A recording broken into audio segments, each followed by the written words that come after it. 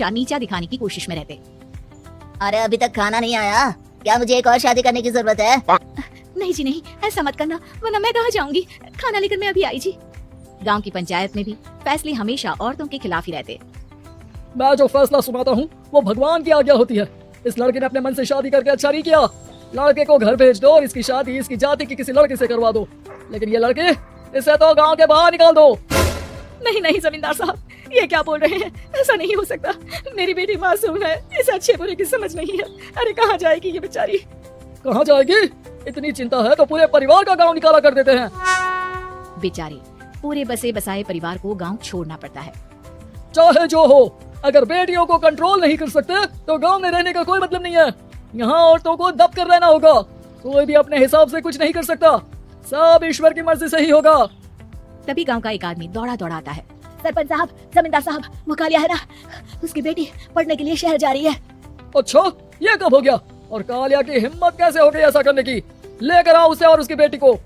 बस फिर क्या था, हाजिर हो जाते हैं कालिया और उसकी बेटी सरपंच के सामने। अरे कालिया, ये क्या सुनने में आ रहा है? बेटी को इंजीनियर बना रहा है तू? और ये बता, गांव में तो स्कूल नहीं है, फिर कहां से इतनी क्लास पास कर गई तेरी बेटी? राधा, जो कि कालिया की बेटी है, उसे लगता है कि सरपंच उसकी तारीफ कर रहे हैं। सरपंच जी, मैंने ऑनलाइन पढ़ाई की है, डिस्टेंस लर्निंग से। सभी में मैंने अच्छे नंबर पाए हैं, जिसे देखते हुए शहर की इंजीनियरिंग कॉलेज में मुझे स्कॉलरशिप मिली है। वाह जी वाह, क्या होती है ये? पहले तो ये बताओ, फिर आगे की बात करते हैं। पूरा गांव राधा की बात सुन रहा था और राधा बोलती जा रही थी। तो ऐसे मैं फ्री में एक अच्छी शिक्षा लेकर गांव में जो कुछ परेशानियां हैं, जैसे बिजली, पानी और इंटरनेट जैसी समस्याओं के लिए काम करूंगी। मैं गांव को शहर से जोड़ने के लिए पुल का निर्माण करवाने का प्रस्ताव रखूंगी। मुझे पूरी उम्मीद है कि जल्द ही हमारा गांव भी तरक्की की राह पर चल पड़ेगा। राधा की बात सुनकर सारे गांव वाले ताली बजाने लगते हैं। सरपंच को समझ नहीं आता कि वो क्या करे। चुप रह नादान लड़की, गांव के खिलाफ जाने के लिए तुझे गांव से बेदखल कर दिया जाएगा, वो भी पूरे परिवार के साथ। और हाँ, अगर ठीक से गांव में रहना चाहती है तो ये पढ़ाई लिखाई छोड़ दे। हम तेरे लिए गांव का कोई होनहार लड़का देखेंगे। तभी गांव का एक आदमी बोल पाता है। अरे नहीं नहीं सरपंच जी, राधा बिटिया जो बता रही है, अगर वैसा हो जाए तो हम लोगों को पैसा कमाने के लिए बाहर नहीं जाना पड़ेगा। हाँ जी, और ना ही कोसों दूर पानी के लिए भटकना पड़ेगा। हमारे बच्चे भी अच्छी पढ़ाई कर सकेंगे और आगे बढ़ेंगे, ना कि हमारी तरह खेती करते बैठेंगे। क्यों गांव वालों, राधा बिटिया का साथ देना चाहिए ना। सरपंच देखता है कि गांव राधा के साथ है तो वो चुप हो जाता है। वो घर आकर अपने सलाहकार से बात करता है, जो बहुत ही चालाक किस्म का इंसान होता है। अरे सरपंच साहब, आपको बहुत ही होशियारी से काम लेना पड़ेगा। एक बार गांव तरक्की कर गया, यहाँ के बालक पढ़ लिए तो कोई ना पूछेगा आपको। और फिर ये जो बेटा और बेटी है ना आपके, इनको भी आम लोगों की तरह ही जीवन जीना होगा। हाँ, लेकिन करे तो क्या करे? वो ना आप मुझ पर छोड़ दीजिए, बस मैं जैसा बोलूं करते जाइए। अगले रोज सुबह जब गांव वाले सोकर उठते हैं तो राधा के घर के बाहर और साथ ही वो लोग जिन्होंने राधा का सपोर्ट किया था, उनके घर के आगे लाल रंग से कल आऊंगी लिखा होता है। कल आऊंगी, यह क्या होता है? अरे यह तो खून से लिखा है, लगता है कोई भूत प्रेत या चुड़ैल का साया है। चलो सरपंच जी के पास चलते हैं। सभी सरपंच के पास जाकर उसे सारी बात बताते हैं। अरे ये तो बड़ी मुश्किल की बात है। चलो, मैं एक बाबा को जानता हूँ, उन्हें बुला लेता हूँ। सरपंच बाबा को लेकर गांव के घर के बाहर जाता है।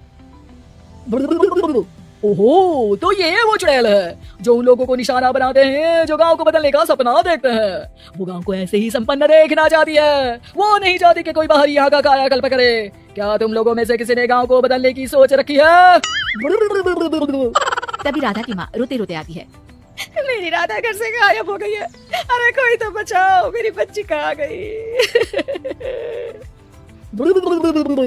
ले गई वो चुड़ैल, तेरी बच्ची को ले गई। अब वो उसे श्रापित करके छोड़ेगी, उस पर चुड़ैल का साया हो जाएगा। तभी बुरी सी हालत में राधा भी वहाँ आ जाती है। उसके बाल चुड़ैल की तरफ फैले होते हैं और कपड़ों में खून लगा होता है। सभी राधा को देखकर डर जाते हैं। माँ, पता नहीं मुझे कौन उठा कर ले गया था। अरे दूर हो जा चुड़ैल, अब हम लोग इस गांव में नहीं रुकेंगे। अरे कैसी बातें कर रहे हैं आप? कल तो आप मेरे भरोसे गांव का हुलिया बदलने, अपने बच्चों को पढ़ाने और तरक्की उन्नति की बात कर रहे थे, तो आज क्या हो गया आपको? ये फिर तुम लोगों को बहकाएगी। ये चुड़ैल गांव में आ चुकी है, ऐसे ही ये तुम्हारे घर के बच्चों को भी ले जाएगी। गांव वाले राधा को गांव से बाहर निकाल देते हैं। उसके माँ बाप रोते रहते हैं, लेकिन गांव वाले नहीं मानते। मैं भी अपनी बहन के साथ गांव के बाहर रहूंगा, लेकिन वो पढ़ाई नहीं छोड़ेगी। वहीं सरपंच के घर पर सलाहकार कहता है। देखा, सांप भी मर गया और लाठी भी नहीं टूटी।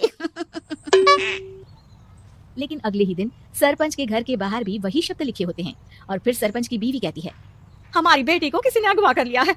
तभी राधा का भाई वहां आ जाता है। अरे गाँव वालों, मैंने सरपंच जी की बेटी को देखा था, वो चुड़ैल उसे उठाकर ले जा रही थी। अरे क्या मजाक कर रहे हो? नहीं नहीं सरपंच जी, आप नहीं जानते, वो चुड़ैल अब आपकी बेटी में आ जाएगी, जैसे राधा के अंदर आ गई थी। तभी सरपंच की बेटी वैसी ही हालत में वहां आती है जैसे राधा आई थी। पापा पता नहीं कैसे मैं गायब हो गई थी। चुड़ैल, इसके अंदर भी चुड़ैल का साया है, मारो इसे। अरे नहीं नहीं, इसे भी राधा के पास गांव के बाहर ही भेज दो। अरे चुप रहो, मेरी बेटी कहीं नहीं जाएगी और चुड़ैल वुड़ैल कुछ नहीं होता है। अरे कैसे बात कर रहे हो सरपंच जी? आप तो बोल रहे थे कि आपका फैसला भगवान का ज्ञान होता है, तो अपने पर बात आई तो अब आप ऐसे बोल रहे हैं। अरे ना ना ना, आपको अपनी बेटी को त्यागना ही होगा। अरे बुलाओ बाबा को। राधा का भाई बाबा को ले आता है, जिसे अब गांव वालों के डर के कारण सच बोलना पड़ता है। मैं कोई बाबा नहीं हूँ, मैं तो मोची था। ये सलाहकार महोदय ने मुझे कहा था एक्टिंग करने को, अब मुझे पैसे देने वाले हैं। अब मुझे माफ कर दो, गलती हो गई, मुझे माफ कर दो। तभी वहां राधा आ जाती है। देखा सरपंच जी, जब गांव के बच्चे साक्षर होंगे तो आप जैसे लोगों की चालाकी नहीं चलेगी।